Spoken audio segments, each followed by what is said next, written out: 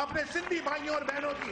قاضی احمد جلسے میں نواز شریف نے دعویٰ کیا کہ اگلی حکومت نون لیگ کی ہوگی، اقتدار میں آ کر کراچی سے موٹر وے شروع کریں گے۔ سندھ کے غریب کاشتکاروں کے بچوں کو بھی اعلیٰ تعلیم کا حق ہے، یہاں بھی دانش اسکول کھول کر طلباء کو لیپ ٹاپ دیے جائیں گے۔ سندھ کے اندر بھی کمپیوٹر اور لیپ ٹاپ ان کے بچوں کو ملنے چاہیے۔